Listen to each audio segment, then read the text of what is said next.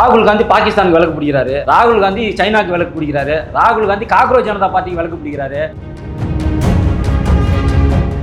நீட்டை கொண்டு வரும்போது யார் விலக்கு பிடிச்சிருந்தா? ராஜீவ் காந்தி விலக்கு பிடிச்சிருந்தாரா? ராகுல் காந்தி விலக்கு பிடிச்சிருந்தாரா? சோனியா காந்தி விலக்கு பிடிச்சிருந்தாங்களா? இந்திய நாட்டுக்கு எதிராக அந்நிய நாடுகளுக்கு எல்லாம் விலக்கு பிடிக்கிற வேலையை செய்யுது காங்கிரஸ். ராகுல் காந்தி நீ எல்லாம் விலக்கு பிடிக்கிறத பத்தி பேசக்கூடாது.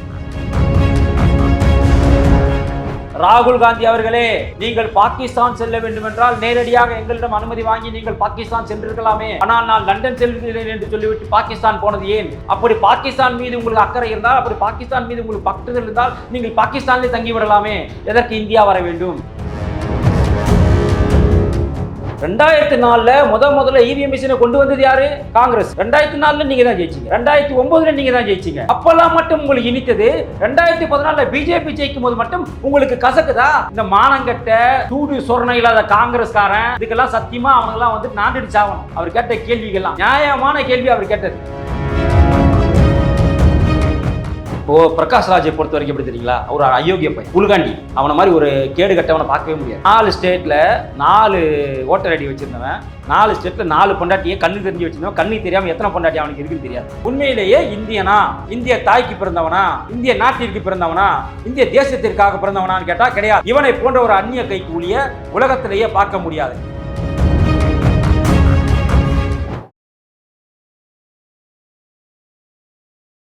இளையபாத நேயர்களுக்கு வணக்கம். இன்னைக்கு நம்ம நேர்களில் நம்ம சிறப்பு விருந்தினர் பாஜகவை சேர்ந்த ஃபயர் சதி சார் அவர்கள் தான். சார் வணக்கம். வணக்கம். வணக்கம். ஸோ இப்போ ரீசெண்டாக அமித்ஷா அவர்கள் திடீர்னு பார்லிமெண்ட்ல வந்து அந்த அளவுக்கு எதுக்கு சார் கொந்தளிச்சாரு? வேணா பாகிஸ்தானுக்காக கண்ணீர் விடுறீங்க, இந்தியாவுக்காக ஏன் கண்ணீர் விட மாட்டேன்றீங்க? என்ன ரீசன், என்ன நடந்தது சார் அங்கே? சார், இந்த ராகுல் காந்தி அமித்ஷா அவர்கள் பார்லிமெண்ட் வரணும், இந்த அதாவது இந்த ரப்பர் குண்டு மூலியமாக அவங்கள சுட்டதுக்கு வந்துட்டு நீங்க விளக்கம் கொடுக்கணும். யார்? அந்த காக்ரோச் ஜனதா பார்ட்டி நடக்கும்போது துப்பாக்கி சூடு நடந்தது. அது இந்த புல்லட் ஏதோ ஒரு இது சொல்லுவாங்க. அதில் வந்து அந்த துப்பாக்கியில் நீங்கள் அவங்கள சுட்டிங்க, அதுக்கு நீங்கள் விளக்கம் சொல்லணும். அதுக்காக நீ பார்லிமெண்ட் வாங்கன்னு சொல்லியிருந்தார். அமித்ஷா என்ன சொன்னார்? நான் விளக்கம் கொடுத்து ரெடி, உட்காரத்துக்கு நீங்கள் ரெடியான்னு கேட்டார். நான் விளக்கம் கொடுக்க ரெடி, நான் வரேன். ஆனால் நான் கேட்கும் கேள்விகளுக்கு நீங்கள் அமைதியாக பதில் சொல்வீங்களா? நீங்கள் வந்துட்டு பிரச்சனை பண்ணாமல் நான் சொல்கிற பதில் நீங்கள் ஏற்றுப்பீங்களா அப்படின்னா நான் வரேன்னு சொன்னார். வந்ததுக்கப்புறம் தான் அவர் சொல்கிறார், யார் இது முழுக்க உங்களுடைய சதி, நீங்கள் மாணவர்களை அடக்குவதற்காக இப்படிப்பட்ட ஒரு துப்பாக்கி சூடு நடத்திருக்கீங்கன்னு மாணவருக்கு ஆதரவாக பேசும்போது, இதுதான் வந்து ஒரு தேசத்தை வழி நடத்தக்கூடிய அழகா அப்படிலாம் ராகுல் காந்தி கேட்கும் போது, இதான் ஒரு இங்கே இருக்கக்கூடிய இளைஞர்கள் மீது மோடி அவர்கள் அரசு கொண்டு உள்ள இதுவா அப்படின்னு கேட்கும்போது, அப்போ அமித்ஷா பேசுகிறார். என்ன பேசுகிறாருன்னா, பயங்கர காரசாரமாக பேசினார். இது வரைக்கும் அவர் பார்லிமெண்ட்டில் இப்படி பேசி யாருமே பார்த்தே இருக்க முடியாது. ராகுல் காந்தி அவர்களே, நீங்கள் பாகிஸ்தான் செல்ல வேண்டும் என்றால் நேரடியாக எங்களிடம் அனுமதி வாங்கி நீங்கள் பாகிஸ்தான் சென்றிருக்கலாமே. ஆனால் நான் லண்டன் செல்கிறேன் என்று சொல்லிவிட்டு பாகிஸ்தான் போனது ஏன்? நான் துபாய் செல்கிறேன் என்று சொல்லிவிட்டு பாகிஸ்தான் போனது ஏன்? நான் அமெரிக்கா செல்கிறேன் என்று சொல்லிட்டு அங்கிருந்து பாகிஸ்தான் போனது ஏன்? இதெல்லாம் இந்திய அரசுக்கு தெரியாது என்று நினைத்துக் கொண்டிருக்கிறீர்களா? எல்லாம் எங்களுக்கு தெரியும். அப்படி பாகிஸ்தான் மீது உங்களுக்கு அக்கறை இருந்தால், அப்படி பாகிஸ்தான் மீது உங்களுக்கு பற்றுதல் இருந்தால் நீங்கள் பாகிஸ்தானிலே தங்கிவிடலாமே. எதற்கு இந்தியா வர வேண்டும்? அப்போ நீங்க பாகிஸ்தான் போனது நோக்கம் என்ன? அங்க யாரை போய் பார்த்தீங்க, யாரை சந்திச்சீங்க? இதெல்லாம் எங்க கேட்கிறாரு? பாராளுமன்றத்தில் அவர் கேட்கிறார். 2014 இவிஎம் மூலியமாக முதல்ல யார் கொண்டு வந்தது? எலெக்ஷனை இவிஎம் மூலியமா யார் கொண்டு வந்தது? 2004 முதல்ல இவிஎம் மிஷினை கொண்டு வந்தது யாரு? காங்கிரஸ். 2004 நீங்க தான் ஜெயிச்சீங்க, 2009 நீங்க தான் ஜெயிச்சீங்க. அப்பெல்லாம் மட்டும் உங்களுக்கு இனித்தது. 2014 பிஜேபி ஜெயிக்கும் போது மட்டும் உங்களுக்கு கசக்குதா? இப்ப மட்டும் ஏன் கோழி மாதிரி கொக்கோ அப்படின்னு கத்துறீங்க அப்படின்னு பகிரங்கமாகவே அமித்ஷா அவர்கள் கேட்டார். இந்த மானங்கட்ட சூடு சொரணை இல்லாத காங்கிரஸ்காரன் இதுக்கெல்லாம் சத்தியமா அவங்கெல்லாம் வந்து நாண்டடிச்சு ஆகணும். அவர் கேட்ட கேள்விகள்லாம் நியாயமான கேள்வி அவர் கேட்டது. 2014 இவிஎம் கொண்டு வந்தது இவங்க. இவிஎம் மிஷினை 5 பேர் கொண்ட அந்த சுப்ரீம் கோர்ட்டோடைய நீதிபதிகள் முன்னிலையில் டெஸ்ட் பண்ணி அது ஓகேவானது இவங்க. அதற்கு டெல்லி, ஹரியானான்னு ஒரு 4 சட்டசபை எலெக்ஷனில், 16 சட்டசபை எலெக்ஷனில் அந்த இவிஎம் மிஷினை வச்சு முதல்ல சோதிச்சு பார்த்து வெற்றிகரமாக பண்ணது இவங்க. அப்போ ஒட்டுமொத்தமாக இவிஎம் மிஷினை கொண்டு வந்தது இவங்க.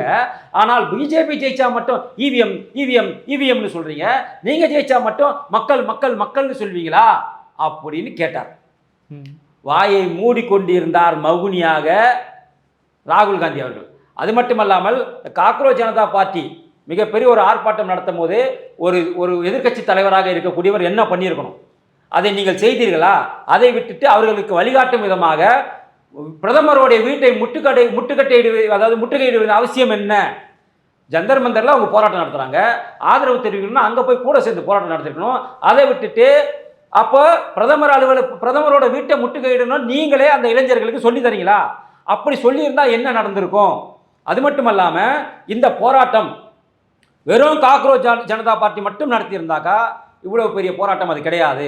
இந்த போராட்டத்திற்குள்ள கம்யூனிஸ்ட் உள்ள புந்திருக்கிறான், இந்த போராட்டத்துக்குள்ள ஆம் ஆத்மி உள்ள புந்திருக்கிறான், இந்த போராட்டத்துக்குள்ள காஷ்மீருடைய பிரிவினைவாத அமைப்புகள் உள்ள புந்திருக்கிறான், இந்த போராட்டத்துக்குள்ள பாகிஸ்தானுடைய பிரிவினைவாத அமைப்புகள் உள்ள புந்திருக்கிறான், இந்த இந்த போராட்டத்துக்குள்ள பஞ்சாப்ல இருக்கக்கூடிய காலிஸ்தான் தீவிரவாதிகள் உள்ள புந்திருக்கிறாங்க. இப்படி கிட்டத்தட்ட ஒரு 5-6 முக்கிய அமைப்புகள் இந்த போராட்டத்தில் உள்ள புகுந்திருக்கிறாங்க. அங்க டெல்லியில் இருக்கக்கூடிய ஒட்டுமொத்த போலீஸ் துணை ராணுவ படையோடு சேர்த்து எவ்வளவு பேர்னு கேட்டீங்கன்னாக்கா 80,000 பேர். ஆனால் அங்கு ஜந்தர் மந்தர்ல போராட்டம் நடத்தினா எவ்வளவு பேர் போராட்டம் நடத்த முடியும்னா ஒரு 20-25,000 பேர் போராட்டம் நடத்தினாக்கா அதை கட்டுக்குள்ள கொண்டு வர முடியும். ஆனால் இந்த 6-7 இந்த பிரிவுகள் சேர்ந்து இது மட்டும் இல்லாமல் நக்சல் குரூப்புகள், அர்பன் நக்சல் என்ன சொல்லக்கூடிய அர்பன் நக்சலும் அதில் கலந்துட்டாங்க. இப்படி ஒட்டுமொத்தமாக ஒரு 10 முக்கிய அமைப்புகள், இவங்களுக்குள்ள நிறைய பிரச்சனைகள் இருக்கு. யாரு அர்பன் நக்சலுக்குள்ளேயும் சரி, கம்யூனிஸ்டுக்குள்ளேயும் சரி, காங்கிரஸ்குள்ளேயும் சரி, உங்களுக்கு கெஜ்ரிவாலுக்குள்ளேயும் சரி முரண்பாடுகள் இருக்கு. ஆனால் இவங்க அனைவருக்கும் முரண்பாடுகள் இருந்தால் கூட இவங்களோட ஒரே நோக்கம் என்னன்னா, நேபாளை போல, பங்களாதேஷை போல, இலங்கையை போல இந்த ஆர்ப்பாட்டத்தை வைத்து, இந்த போராட்டத்தை வைத்து இந்த ஆட்சியை அகற்ற வேண்டும், பிரதமர் வீட்டை எரிச்சிடணும், பிரதமரை கொண்டுறணும், இப்படிங்கிற ஒரு முடிவு தான் இவங்க எடுத்தது. அப்போ அந்த ஜந்தர் மந்தர் பகுதியில் இவங்க கொஞ்சம் கொஞ்சமாக 15,000 பேர் கூடிய கூட்டம் நாளுக்கு நாள் ஏற ஏற ஏற அது கிட்டத்தட்ட 1 லட்சமாக கடக்க போகிற சூழ்நிலையில் இன்னும் இது நடந்தா, இது பரவலாக இந்தியா முழுக்க நடந்துச்சுன்னா அதை ஒடிக்கிடலாம். ஒரே இடத்துல 5 பேர் சேரும்போது என்ன ஆகும்? அப்போ இதை கருத்தில் கொண்டு யாருக்கும் அடிபணியாமல் நாடு நன்றாக இருக்க வேண்டும். ஏன்னா இப்போ நரேந்திர மோடிக்கு அப்புறம் வேற ஒருத்தன் வந்து அவன் நல்லாட்சி கொடுத்தா ஓகே, அதே வேற ஒரு தீவிரவாதி கையில் நாடு போயிருச்சுன்னா, வேற ஒரு பயங்கரவாதிகள் கையில் நாடு போயிருச்சுன்னா, தேச துரோகி கையில் நாடு போயிருச்சுன்னா எவன் அடுத்து பிரதமர் அவன் யாருக்கு என்ன தெரியும் இல்லையா? இப்போ இந்த ஆட்சி அவங்க இந்த போராட்டத்தினால கவுக்குறாங்கன்னு வச்சுங்களேன், அப்போ அடுத்து யார் வருவா? யார் கையில் இந்த நாடு போகும்? அப்போ இந்த நாடு எப்படி நாசமாகும்? அப்போ பங்களாதேஷ் அப்படிதான். பங்களாதேஷ் எக்கனாமிக்கல்ல இந்தியாவை விட சிறப்பாக இருந்துச்சு தொழில்துறையில். ஆனால் இந்த ஆர்ப்பாட்டம் போராட்டம் நடத்தின பிறகு இன்னைக்கு அங்கே பெட்ரோல் விலையும் டீசல் விலையும் ஏறி இன்னைக்கு பொருளாதாரத்தில் சிக்கி பிக்கி சின்னாபின்னமாக சீரழிந்து கொண்டிருக்கிறது பங்களாதேஷ். அது காரணம் அந்த போராட்டம். அந்த மாதிரி நாடு இப்போதுதான் நல்ல பாதைக்கு சென்று கொண்டிருக்கிறது. நாமளே வந்து அதை பால்படுத்திட கூடாதுன்னு தன்னைத்தானே சமரசம் செய்து கொண்டு ராஜினாமா செய்தவர் தான் தர்மேந்திர பிரதான். இப்படியாக அமித்ஷா அவர்கள் பார்லிமெண்ட்ல பேசுறாரு. அப்போ சூடு சொர்ணம் உள்ள காங்கிரஸ்காரனாக இருக்கட்டும், காக்ரோச் ஜனதா பார்ட்டியாக இருக்கட்டும், கம்யூனிஸ்டாக இருக்கட்டும், என்ன பண்ணிருக்கணும்? நாடு நல்லா இருக்கிறது என்னமோ அதை பண்ணுங்கடா. அதை விட்டு நாடு குட்டி சேவராக போகிறது, இந்த ஆட்சி அகற்றுவதற்கு மக்கள் முன்னாடி போய் நில்லு, நான் இதெல்லாம் செய்வேன், நலத்திட்டத்தை சொல்லு, பிரதமர் நரேந்திர மோடியை விட நல்ல ஒரு ஆட்சி செய்யக்கூடிய ஒரு நபர் இருந்தால் காட்டு, நாங்களும் விட்டு கொடுத்துட்டு போகிறோம் அப்படின்னு தான் நரேந்திர மோடி அவர்களும் அமித்ஷா அவர்களும் சொன்னாங்க. அதே மாதிரி அங்கே காங்கிரஸ் அப்படிங்கும்போது இங்கே தமிழ்நாட்டில் மாணிக்கம் தாக்கூர் அவர்களுமே வந்து நீட்டு மறுபடியும் கொண்டு வரும்போது விளக்கு பிடிச்சிட்டு இருந்தது யாரு அப்படின்ற மாதிரி கேள்வி எழுப்பியிருக்காரு. என்ன சார் அதில்? அதான் ராகுல் காந்தி பாகிஸ்தானுக்கு விளக்கு பிடிக்கிறாரு, ராகுல் காந்தி சைனாக்கு விளக்கு பிடிக்கிறாரு, ராகுல் காந்தி காக்ரோச் ஜனதா பார்ட்டிக்கு விளக்கு பிடிக்கிறாரு, ராகுல் காந்தி காஷ்மீர் தீவிரவாதிகள் விளக்கு பிடிக்கிறாரு, ராகுல் காந்தி காலிஸ்தான் தீவிரவாதிகள் விளக்கு பிடிக்கிறாரு. இவரு இவ்வளவும் விளக்கு பிடிக்கிறதுனால அந்த பழக்கம் இங்க இருக்கக்கூடிய மாணிக்கம் தாக்கூருக்கு வந்துருச்சு. இதே மாணிக்கம் தாக்கூரை பார்த்து நான் கேட்கிற கேள்வி என்னன்னா, நீட்டை கொண்டு வரும்போது நீட்டுக்கு ஆதரவாக வாதாடிய நளினி சிதம்பரத்துக்கு விளக்கு பிடித்தது யார்? ப. சிதம்பரம் விளக்கு பிடிச்சாரா? நீ விளக்கு பிடிச்சா? அப்போ நீ இருந்தல்ல, நீ விளக்கு பிடிச்சியா? ராகுல் காந்தி விளக்கு பிடிச்சாரா? நீட்டு விவகாரத்துக்காக தான் எடப்பாடியை கேட்குற அதே கேள்வியை நான் உங்களை கேட்குறேன். நீட்டை கொண்டு வரும்போது யார் விளக்கு பிடிச்சிருந்தா? ராஜீவ் காந்தி விளக்கு பிடிச்சிருந்தாரா? ராகுல் காந்தி விளக்கு பிடிச்சிருந்தாரா? சோனியா காந்தி விளக்கு பிடிச்சிருந்தாங்களா? யாரா விளக்கு பிடிச்சிருந்தா? சிந்தூர் ஆபரேஷன் நடக்கும்போது பாகிஸ்தானுக்கு ஆதரவாக விளக்கு பிடிச்சது யாரு? ராகுல் காந்தி. கல்வான் பள்ளத்தாக்கு நடக்கும்போது சைனாக்கு ஆதரவாக விளக்கு பிடிச்சது யாரு? ராகுல் காந்தி. அதே போல புல்வாமா தாக்குதல் நடக்கும்போது பாகிஸ்தான் ஆதரவு விளக்கு பிடிச்சது யாரு? ராகுல் காந்தி. இப்படி இந்திய நாட்டுக்கு எதிராக அந்நிய நாடுகளுக்கெல்லாம் விளக்கு பிடிக்கிற வேலையை செய்யறது காங்கிரஸ், ராகுல் காந்தி. நீ எல்லாம் விளக்கு பிடிக்கிறத பத்தி பேசக்கூடாது. ஏன்னா விளக்கு பிடிக்கிறதே தொழிலாக கொண்டவர்கள் நீங்கள். அப்போ ஒட்டுமொத்தமாக இந்திய தேசத்தில் நடக்கக்கூடிய அனைத்து துரோகங்களுக்குமே விளக்கு பிடிக்கக்கூடிய வேலையை செய்வது காங்கிரஸ். அப்போ தார்மீக பொறுப்பேற்று நீங்களே விளக்கு பிடிச்சி வெளிநாட்டுக்கு போயிருங்க, இங்க இருக்காது. அதே மாதிரி நேற்று பிரகாஷ்ராஜ் அவர்கள் மற்றும் நிறைய பேர் அந்த கூட்டணி கட்சிகள்லாம் சேர்ந்து இந்த அரசியலமைப்பு சட்டத்தை பாதுகாக்கணும் அப்படின்ற மாதிரி ஒரு மிகப்பெரிய ஒரு மாநாடு மாதிரி நடத்துகிறாங்க. அதில் பிரகாஷ்ராஜ் அவர்கள் சொல்கிறாரு நம்மளை கண்டு பயந்துட்டாங்க, அந்த பயம் இருக்கணும் அப்படின்ற மாதிரி ஒரு விஷயத்த சொல்கிறாரு. என்ன காரணத்துக்காக அது? இப்போது பிரகாஷ்ராஜை பொறுத்த வரைக்கும் எப்படி தெரியுங்களா, அவர் அயோக்கிய பையன், அவன் ஒரு புல்காண்டி, அவனை மாதிரி ஒரு கேடு கட்டவனை பார்க்கவே முடியாது. 4 ஸ்டேட்டில் 4 ஓட்டர் ஐடி வச்சுருந்தவன், 4 ஸ்டேட்டில் 4 பொண்டாட்டியை கண்ணு தெரிஞ்சு வச்சுருந்தவன், கண்ணு தெரியாமல் எத்தனை பொண்டாட்டி அவனுக்கு இருக்குன்னு தெரியாது, எத்தனை பிள்ளைங்க இருக்குன்னு தெரியாது. ஒரு ஒழுக்கம் கெட்ட, ஒரு மானம் கெட்ட வந்து அந்த பிரகாஷ்ராஜ். பிரகாஷ்ராஜ் செல்லக்கூடிய ஆர்ப்பாட்டங்கள் போராட்டங்கள்லாம் நீங்கள் எடுத்து கணக்கெடுத்துங்க. கூடங்குளத்துக்கு போனார், அதுவும் இந்தியாவுடைய மின்சக்திக்கு தேவையான, இந்தியாவுடைய அணுசக்திக்கு தேவையான ஒரு ப்ராஜெக்ட். அதுக்கு எதிராக ஆர்ப்பாட்டம் பண்ணவங்க கூட போய் கலந்துக்கிட்டு ஆதரவு தெரிவித்தோம்னா அந்த களவாணி பிரகாஷ்ராஜ். அதே போல் ஸ்டெர்லைட் ஆலை, காப்பர் தயாரிக்கக்கூடிய ஸ்டெர்லைட் ஆலைக்கு இன்றைக்கி நம்ம காப்பரை கையேந்தி நிற்கிறோம். யார்கிட்ட கையேந்தி நிற்கிறோம்? சைனா கிட்ட கையேந்தி நிற்கிறோம். அது காரணம் இந்த ஸ்டெர்லைட் ஆலையை மூடினது காரணம். அங்கே கேன்சர் வந்துடும் சொல்லிட்டு, கேன்சர் வரணும்னாக்கா தூத்துக்குடி மாவட்டம் தான் முதல் ஸ்டேஜில் இருக்கணும் தமிழ்நாட்டில். கேன்சர் அதிகமாக பார்த்து, ஆனால் 14வது இடத்துல இருக்குது. அப்போ பொய்யை சொல்லி அந்த ஃபேக்ட்ரியை மூடினானுங்க. அப்போ அந்த ஃபேக்ட்ரியை மூடும் போது அந்த ஃபேக்ட்ரிக்கு ஆதரவாக, அந்த ஃபேக்ட்ரி எதிர்ப்பாக மூடணும்னு சொல்லிட்டு போராட்டம் பண்ணாங்க இல்லையா, அவங்க கூட கலந்துக்கிட்டு அந்த போராட்டத்துக்கு ஆதரவு தெரிவித்தவன் இந்த பிரகாஷ்ராஜ். அதே போல தான் ஹைட்ரோ கார்பனாக இருக்கட்டும், அனைத்து விஷயங்களாக இருக்கட்டும், விவசாயிகள் போராட்டமாக இருக்கட்டும், இந்திய இறையாண்மைக்கு, இந்திய தேசத்திற்கு எது தேவையோ அதுக்கு எதிராக போராடக்கூடியவர்களுக்கு ஆதரவாக பேசக்கூடியவன் தான் இந்த மானங்கெட்ட அயோக்கிய பையன் பிரகாஷ்ராஜ். இப்பயும் இந்த காக்ரோச் ஜனதா பார்ட்டி போராட்டம் நடத்தும் போது முதல் ஆளாக போய் அங்கே நின்று அவர்களுக்கு ஆதரவாக கருத்து தெரிவித்தவன் தான் இந்த பிரகாஷ்ராஜ். அப்போ அந்த பிரகாஷ்ராஜ் என்பவன் உண்மையிலேயே இந்தியனா, இந்திய தாய்க்கு பிறந்தவனா, இந்திய நாட்டிற்கு பிறந்தவனா, இந்திய தேசத்திற்காக பிறந்தவனான்னு கேட்டால் கிடையாது. இவனை போன்ற ஒரு அந்நிய கைக்கூலிய உலகத்திலேயே பார்க்க முடியாது. இவன் பாகிஸ்தானுக்கு வேலை செய்கிறானா, இவன் சைனாவுக்கு வேலை செய்கிறானா, இல்லை அமெரிக்காவுக்கு வேலை செய்கிறானான்னு தெரியாது, இல்லை ஒட்டுமொத்த நமக்கு எதிராக இருக்கக்கூடிய நாடுகளுக்கு வேலை செய்கிறான்னு கூட தெரியாது. ஏன்னா பிரதமர் நரேந்திர மோடி அவர்கள் கொண்டு வந்த எந்த நல்ல திட்டத்தையும் இதுவரை ஆதரித்து இவன் பேசியதே கிடையாது. ஆனால் அந்த நல்ல திட்டத்தை விமர்சனம் பண்ணி பேசக்கூடிய முதல் அயோக்கிய பையன் இந்த பிரகாஷ்ராஜ். பிரகாஷ்ராஜ் தனிப்பட்ட வாழ்க்கையிலேயும் ஒழுக்கம் கிடையாது, பொது வாழ்க்கையிலேயும் ஒழுக்கம் கிடையாது. இப்படிப்பட்ட நபருடைய கருத்துக்களை நம்ம பெரிய கருத்தாக எடுத்துக்க கொள்ளக்கூடாது. அது மட்டுமல்லாமல் சட்டத்தை பாதுகாக்கிறேன் என்று சொன்னால் என்ன சட்டத்தை நீங்கள் பாதுகாக்க போறீங்க? நரேந்திர மோடியை மட்டும் அவர்கள் இல்லை என்று சொன்னால் இன்று இந்தியாவே கிடையாது.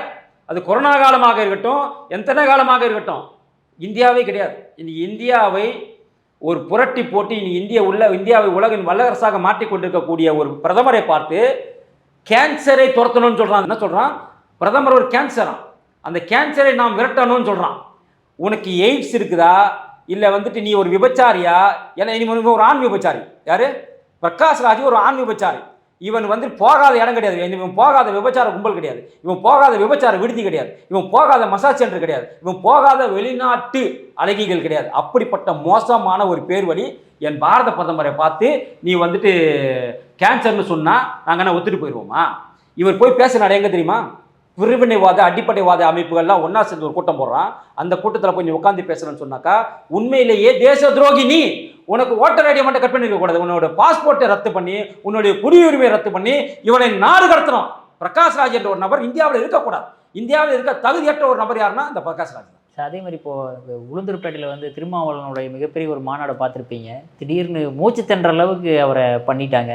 ஸோ அந்த அளவுக்கு ஏன் வந்து அவர் கிரேசி ஃபேன்ஸாக என்ன அவருக்கு? அப்படி அவர் ஊமை குத்துனாங்க. சும்மா எல்லார்கிட்டையும் போகிற வரல பணம் கொடுன்னா ஏங்க நீ 1 3 கேஸ் 10 கேஸ் எடுன்னு சொல்கிற, அடங்க மாதிரி அத்துமீறி நீயே சொல்கிற. அடங்க மாதிரி அத்துமீறின்னு சொன்னால் அவன் உண்மையிலே ஏறி மீறிக்கிறான். நீ தானே சொல்லிக் கொடுக்குறான் அவங்களுக்கு. அடங்க மாதிரி அத்துமீறி நீ அடுத்த மேலே ஏறி மீறிட்டானாக்கா நீங்கள் இவனுக்கு திருமாவளவன் மேலே ஏறி மீறிக்கிறாங்க. இனிமேல் திருமாவளவனுக்கு திருமாவளவன் என்று பெயர் வைக்கக்கூடாது. தொல் திருமாவளவன் என்பதை அழித்து விட்டு திரள் நீதி திருமாவளவன் என்று தான் அழைக்கணும். வருஷத்துக்கு ஒரு தடவை கரெக்டாக ஒரு பிறந்த நாளைக்கு ஒரு ஃபங்க்ஷன் நடத்துவார். ஒரு 50 லட்ச ரூபா கலெக்ஷன் பண்ணிடுவார்.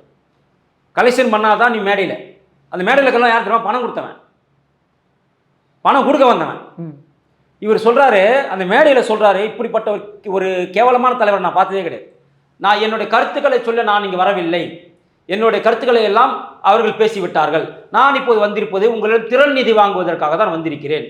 திரள் நிதி வைத்திருப்பவர்கள் மட்டும் இங்கே இருங்க, திரள் நிதி கொடுத்தவங்களாம் மாநாட்டை விட்டு வெளியே போங்க, திரள் நிதி கொடுக்க வேண்டியவர்கள் மட்டும் இங்கே இருங்க. அப்போ அவங்க எதுக்கு வராம?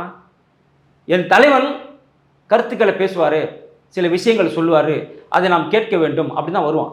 ஆனால் அவங்ககிட்ட போய் நான் கருத்து பேசுவேன், இந்த தடவை வரல, திரள் நிதி வாங்க தான் வந்திருக்கிறேன்னு சொன்னாக்கா உன்னைய மாரி ஒரு ஒரு கேவலமான தலைவனை எங்கன்னா பார்க்க முடியுமா? அப்போ இதே தானே வந்துட்டு இப்போ இவங்க கிட்ட நீயே இவ்வளோ திரள் நிதி வாங்குறன்னு சொன்னால் அவன் யார்கிட்ட போய் வாங்குவான்? அவன் வந்து எங்கேயாவது கல்குவாரிகிட்ட போய் வாங்குவான், எங்கேயாவது மணல் அதிபர்கிட்ட போய் வாங்குவான், இல்லைனா ஒயின் ஷாப்பில் போய் வாங்குவான், இப்படி தான் கொடுப்பான். எனக்கு தெரிந்து விடுதலை சிறுத்தைகள் கட்சியில் இருக்கக்கூடிய பெரிய பணக்காரர்கள் பார்த்தா யாருமே கிடையாது. அப்போது இருக்கக்கூடியவங்கலாம் பார்த்தீங்கன்னா 90% ஏழை மக்கள் தான் இருக்கான். அந்த ஏழை மக்கள் உனக்கு 10,000 ரூபாய் எப்படி கொடுப்பான்? அவனே சோத்துக்கு கஷ்டப்பட்டுக்கிறான், அவனே குழந்தைங்களுக்கு வந்து ஃபீஸ் கட்ட முடியல கஷ்டப்பட்டுக்கிறான், அவனே வந்து குடும்பத்தை வாடகை கட்ட முடியல, இஎம்ஐ கட்ட முடியல கஷ்டப்பட்டுக்கிறான். அவங்ககிட்ட போய் நீ 10,000 கொடு, 5,000 கொடு, 1 லட்சம் கொடுனா எப்படி கொடுப்பான்? ஒன்று கொள்ளை அடிச்சு கொடுக்கணும், இல்லை திருடி கொடுக்கணும், அப்படி இல்லை சொன்னால் அவங்ககிட்ட கட்ட பஞ்சாயத்து வாங்கி கொடுக்கணும். அப்போது ஒட்டுமொத்த பணமும் அவர்கிட்ட சேர்ந்துருக்கக்கூடிய பணம்லாம் பாவப்பட்ட பணங்கள் தான். அப்போது திரள் நீதி நடத்துவதற்காக ஒருத்தர் மாநாடு நடத்துறாருன்னா அது திருமாவளவனுக்கு தான் பொருந்தும். அதனால தான் திருமாவளவனை இரட்டை நிலைப்பாடுன்னு நம்ம சொல்கிறோம். திருமாவளவன் எப்பவுமே யார் ஆளுங்கட்சியாக இருக்கிறாரோ அவங்க பக்கம் போயிடுவார். உங்களுக்கு உதாரணமாக ஜெயலலிதா திமுக இருந்தார், ஜெயலலிதா பக்கம் போயிட்டார். நீங்கள் வந்து HLA போட்டீங்க, ஜெயலலிதா எங்களுக்கு வாழை இலையை போட்டு இத்தனை சீட்டு கொடுத்தாங்கன்னு சொல்லி அங்கே போனார். அதுக்கப்புறம் மக்கள் நல கூட்டணின்னு ஒன்று வச்சாங்க. மக்கள் நல கூட்டணி தோற்று போய் திரும்ப ஜெயலலிதா வந்து திரும்ப ஜெயலலிதாவோட கூட்டணி போனார். அதுக்கப்புறம் ஜெயலலிதா தோற்றுட்டு திரும்ப ஸ்டாலின் வரும்போது ஸ்டாலின் கூட கூட்டணி போயிட்டார். இப்படி எவெல்லாம் தமிழகத்தில் ஜெயிக்கிறானோ ஜெயிப்பவர்கள் கூட மட்டும்தான் திருமாவளவன் இருப்பார். என்னைக்காவது ஒரு நாள் எதிர்கட்சியாக திருமாவளவன் இருந்திருக்கிறான்னு கேட்டால் கிடையவே கிடையாது, ஒரு நாளும் கிடையாது. தமிழக அரசியல் வரலாற்றில் திருமாவளவன் எதிர்கட்சியாக செயல்பட்டு இருக்கிறாரா கேட்டாக்கா கிடையவே கிடையாது. ஆளுங்கட்சி கூட ஒரு சீட்டு ஜெயிக்கலனா கூட ஆளுங்கட்சி கூட ஒட்டிப்பார். ஏன்னா அப்போ தான் மாநாடு நடத்த முடியும், அப்போ தான் அடங்க மறு அத்திமீறுன்னு பண்ண முடியும், அப்போ தான் நாடக காதல் பண்ண முடியும், அப்போ தானே இந்த ஆளுங்கட்சி உங்களை இவருடைய சப்போர்ட் இருக்குன்றதுனால இவரை கண்டிக்காது. இவர் மட்டும் எதிர்கட்சி வரிசையில் ஒரு நாள் அமர்ந்து விட்டால் அடுத்த நாள் இவர் ஜெயில் தான். ஏன்னா அப்படி அட்ராசிட்டி பண்ணுவான் தொண்டர்கள்லாம். உங்களுக்கு சமீபத்தில் நடந்து தெரியும், பேனரை கழட்டிட்டாங்கன்னு ஒரு போராட்டம் பண்ணி அப்போ ஒரு இளைஞன் வந்து கேள்வி கேட்டு தேவையில்லாமல் போலீஸை தாக்கி போலீஸ் அவனை தாக்கி இது யாரால் நடந்தது? இவரால் தான் நடந்தது. அப்போ இந்த மாதிரி நிறைய விஷயங்கள் இந்த விடுதலை சிறுத்தைகள் என்றாலே கலவரம் செய்யக்கூடிய ஒரு குரூப்பாக தான் இன்றைக்கி மாறிடுச்சு. நேற்று வன்னியரசு சட்டசபையில் பேசுகிறாரு. இந்த மாதிரி வந்துட்டு எங்ககிட்ட ஆதாரம் இருக்குது, அமித்ஷா சொன்னதுக்கு என்னடா ஆதாரம் இருக்குதுன்னு கேட்டாக்கா இந்து பேப்பரில் தான். இந்து பேப்பரை ஒரு பொய் பேப்பரு, இந்து பேப்பரை ஒரு டாய்லெட் பேப்பரு. இந்து பேப்பர் என்னைக்கு மத்திய அரசுக்கு ஆதரவாக கூட தேவையில்லையா? நடுநிலை என்னைக்கு பதிவு போட்டுக்கிறான்? இது இந்து நாள் இதில் ஒரு நாளும் கிடையாது. அப்போ சட்டசபையில் இருக்கக்கூடிய சபாநாயகர் சொல்கிறார், இங்கே பாருங்க, இந்த பேப்பரில் எடுத்துருந்து சாட்சி சொன்னால் ஏற்றுக்க முடியாது. அசிங்கப்படுத்தினாங்க இன்னைக்கு நேற்றுக்கு யாரை? வன்னியரசு எதுக்கு இதை சொல்கிறாருன்னா பாராளுமன்றத்தில் அமித்ஷா சொல்கிறார். என்னென்னு பாராளுமன்றத்தில் அமித்ஷா சொல்கிறாரு, 50% தொகுதி மறுவரையில் உங்களுக்கு நாங்கள் கொடுப்போம், இப்போ 49னா 69 ஆக்குவோம். அமித்ஷா எங்கே சொல்கிறாரு? எங்கேயோ ஒரு ப்ரெஸ் மீட்டில் சொல்ல, எங்கேயோ ஒரு போராட்டத்தில் ஆர்ப்பாட்டத்தில் சொல்ல, எங்கேயோ இப்போ ஒரு மீட்டிங்கில் சொல்ல, பாராளுமன்றத்தில் ஒரு உள்துறை அமைச்சர் உத்தரவாதம் கொடுக்கிறார், உங்களுக்கான பிரதிநிதித்துவம் குறைக்காது, 50% உங்களுக்கு கொடுப்போன்னு சொல்கிறாரு. அதுக்கு சாட்சி வேணும்னு கேட்குறாங்க. அவர் அப்படிலாம் சொல்லலைன்னு இந்துவில் போட்டிருக்கான். அந்த பேப்பரை எடுத்து வன்னியரசு காட்டுறாரு. உன்னை மலேசியாவிலேருந்து ஒரு ஸ்டூடெண்ட் கேட்குறான் கேள்வி, எனக்கு படிக்கிறதுக்கு பணம் கொடுக்க மாட்டேங்கிறீங்க உங்கள் சமூக நீதி அமைச்சகத்துலேருந்து கேட்குறான். அசிங்கமாக இல்லை? அது ஒரு எஸ்சி மாணவன், PhD படிக்கக்கூடிய மலேசியாவில் இருக்கக்கூடிய ஒரு எஸ்சி மாணவன். அவன் PhD-யோட ஆராய்ச்சிக்கு அவன் அப்ளை பண்ணியிருக்கிறான். இவ்வளோ பணம் அவனுக்கு கொடுக்கணும், அவனுக்கு கொடுக்க வக்கு இல்லை இந்த அமைச்சர், இந்த துறை வக்கு இல்லை. எவ்வளோ அசிங்கம் இது! அவன் அங்கேருந்து எனக்கு பணமே வரல, என்னை கேள்வி கேட்குறாங்க, இந்த கோட்டியாக வாங்கினேன், இந்த இதியாக வாங்கினேன், அதியாக வாங்கினேன், என்னை கேள்வி கேட்குறாங்க. ஒரு ஆராய்ச்சி மாணவனை சுதந்திரமாக விட்டால் தான் அந்த ஆராய்ச்சியை நான் சக்ஸஸ் பண்ண முடியும். அதை விட்டுட்டு நீ அதுக்கு கணக்கூடு, இதுக்கு கணக்கூடு, அதுக்கு பண்ணாத, இதை பண்ண, இதுக்கு செலவு பண்ணாத, அதுக்கு செலவு பண்ணாத, என்னை நிர்பந்தம் செய்கிறார்கள். ஒரு எஸ்சி மாணவன் மலேசியாவிலேருந்து இங்கேருந்து படிக்க சென்ற எஸ்சி மாணவன் எனக்கு நிதியே வரலன்னு சொல்கிறான். அதை போய் சரி பண்ணுன்னு சொன்னால் எப்போ பார்த்தாலும் பாராளுமன்றம், எப்போ பார்த்தாலும் அமித்ஷா, எப்போ பார்த்தாலும் நரேந்திர மோடி, இப்படியா பேசி கொண்டிருப்பீங்க விடுதலை சிறுத்தைகள் கட்சி? உங்களுக்கு வேறு வேலையே கிடையாதா? மக்களுக்காக பேச மாட்டீங்களா? என்னென்ன தேர்தல் வாக்குறுதி கொடுத்தார்கள், நிறைவேற்றினார்களா? ஒரு கேள்வி கேட்டியா? கம்யூனிஸ்ட் கேட்கறத கூட இன்னைக்கு விசிகா கேட்கல. கம்யூனிஸ்ட் பேசுவதை, அந்த தலைவர்கள் பேசுவதை கூட இன்னைக்கு திருமாவளவன் பேசலை. கேட்டாக்கா தோழமை சுட்டுன்னு சொல்லுவார். சரி, அதே கடைசி ஒரு கேள்வி. திடீர்னு வந்து இந்த திராவிட கழகம்லாம் வந்து திடீர்னு போராட்டம் பண்ணுறாங்க. அதாவது எக்கனாமிக் வீக்கர் செக்ஷன்ற விஷயத்தை வந்து நீங்கள் தூக்கிடணும் அப்படின்ற மாதிரி ஒரு போராட்டம் பண்ணுறாங்க. ஏதாவது உள்நோக்கம் இருக்கான்னு அதில்? அதாவது எக்கனாமிக்கல் அதாவது இடபிள்யூஎஸில் பார்த்தீங்கன்னாக்கா இவங்க என்ன நினச்சிருக்கிறாங்க, வெறும் பிராமின்ஸ் மாதிரி தான் வராங்கன்னு நினச்சிருக்கிறாங்க. இடபிள்யூஎஸில் வெறும் பிராமின்ஸ் மட்டும் தான் இருக்கிறாங்க, இவங்களுக்கு புரிதல் கிடையாது, இவங்களுக்கு தற்கூரி. இவனுங்க திமுகவுடைய பரிணாம வளர்ச்சி, அதாவது இவங்களோட பரிணாம வளர்ச்சி திமுக, அவங்களாச்சும் கொஞ்சம் புத்தி வந்துச்சு. இவங்களுக்கு சுத்தமாக புத்தி வரல. இன்னும் கற்கால மனிதர்களாகவே வாழக்கூடிய ஒரு ஜென்மங்கள் இங்கே இருக்குன்னு சொன்னாக்கா அது இந்த தீக்காவை சார்ந்தவங்க தான், வேற எவனுமே கிடையாது. இந்துக்களுடைய மூட நம்பிக்கை பற்றி பேசுவான், முஸ்லீமோட மூட நம்பிக்கை பேச மாட்டான், கிறிஸ்தவத்தோட மூட நம்பிக்கை பேச மாட்டான். அது கூட இந்துக்களில் பார்ப்பன மட்டும்தான் இவன் நோண்டுவான். இடபிள்யூஎஸ்ல பார்ப்பன, அதாவது அந்த உயர் ஜாதியில் இருக்கக்கூடிய மிகவும் பின்தங்கியவர்களுக்கான சலுகை அது இவங்களுக்கு மட்டும் கிடையாது. அதில் கிறிஸ்தவர்களுக்கும் உண்டு இடபிள்யூஎஸ்ல, முஸ்லீம்களுக்கும் உண்டு, சீக்கியர்களுக்கும் உண்டு, அனைத்து மதத்தை சார்ந்தவர்களுக்கும் இடபிள்யூஎஸ்ல அவங்களுக்கு இடஒதுக்கீடு உண்டு. இந்த புரிதல் இந்த கருப்பு நாய்களுக்கு கிடையாது. இதன் விளைவாகத்தான் இப்போ இந்த இடபிள்யூஎஸ் எதிர்க்கிறாங்க. இடபிள்யூஎஸ் வேணும்னு சொன்னவங்க தமிழ்நாட்டை தவிர அனைத்து மாநிலத்திலுமே காங்கிரஸ் ஒத்துக்கொண்டது இடபிள்யூஎஸ் எங்களுக்கு வேணும்.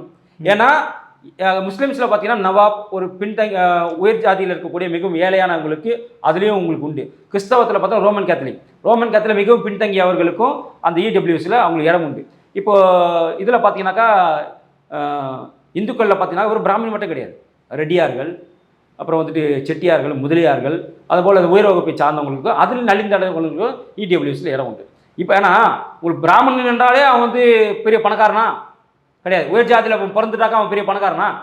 உயர் ஜாதியில் அவன் இருந்ததுனால அவன் பெரிய பணக்காரனான்னு கேட்டால் பிராமினில் எவ்வளோ பேர் சமையல் வேலை செய்கிறவன் இருக்கிறான், பிராமினில் எவ்வளோ பேர் காரியங்களுக்கு போய் மந்திரம் ஓதி பொழப்பு நடத்துகிறவன் இருக்கலாம். அப்போ அவங்களாம் அந்த உயர் ஜாதியில் பிறந்தவங்க தவறா? அவங்க தவறு என்ன? அவன் மனுஷனாக பிறந்தான், அவன் மனுஷனாக பாரு. அவனையா நீ அவன் உயர் ஜாதியில் பிறந்தவனா பார்க்குற? நீ தானே சொல்கிற ஜாதிகள் கிடையாது அப்படின்னு, ஜாதிகளை ஒழிக்கணும்னு சொன்னது யாரு? பெரியார் நீ சொல்கிற. அப்போ அவனையா உயர் ஜாதியாக பார்க்குற? ஒரு மனுஷனா பாரு. ஒரு மனுஷனுக்கு ஒரு உள்ஒதுக்கீட்டை மத்திய அரசு கொடுக்குது அப்படின்னா நீ அவனை பிராமணனா பார்க்குற? அவனையா நீ உயர் ஜாதியாக பார்க்குற? ஜாதியை ஒழிக்கணும்னு பெரியார்னு சொல்லிட்டு பெரியாரை வந்து நிறுவன தலைவராக வச்சுக்கிட்டு இன்னைக்கு நீ அந்த ஜாதிக்கு இது கொடுக்கூடாதுன்னு சொல்றது அதுவே ஒரு ஜாதி வன்கொடுமை தான். அப்போ மறைமுகமாக மட்டுமல்ல, வெளிப்படையாகவே இந்த தீகா வந்து ஜாதி வன்கொடுமை செய்கிறான். இதான் இவங்களுக்கு பெரியார் சொல்லி கொடுத்ததா? அப்போ இடபிள்யூஎஸ் எதிர்க்கிறவங்க எல்லாருமே ஜாதியை ஏற்றுக்கொள்கிறோம்னு அர்த்தம். ஜாதி ஒழிப்புன்னு சொல்கிறவங்க கிடையாது. ஜாதியை ஒழிப்புன்னு சொல்கிறவன் இடபிள்யூஎஸ் ஏற்றுக்கொள்வான். ஏன்னா இடபிள்யூஎஸ் என்ன சொல்லுது? அவன் உயர்ந்த ஜாதின்னு பார்க்கல, அவன் ஏழை. இடபிள்யூஎஸ் என்ன சொல்லுது? அவன் ஏழைப்பா, அவன் பிறந்தநாள் உயர்ந்த ஜாதியில் பிறந்தநாள் மட்டும் அவன் நம்ம சலுகை கொடுக்க முடியாது சொல்ல முடியாது. அவன் ஏழை, நான் கொடுப்பங்குது. அதை கொடுக்கக்கூடாது நீ சொல்கிறனா நீ தான் ஜாதி வெறி பிடித்தவன், நீ தான் மத வெறி பிடித்தவன். அப்போ தீகா என்பது ஜாதி வெறி பிடித்த ஒரு கும்பல். அதனால தான் இந்த திட்டத்தை அவர்கள் தடுக்கிறாங்க. சார், அற்புதமாக விளக்கம் கொடுத்தீங்க. உங்கள் பொன்னான நேரத்தில் இளைய பலம் ஒதுக்குனதுக்கு நம்பிக்கை. நன்றி. தேங்க்யூ.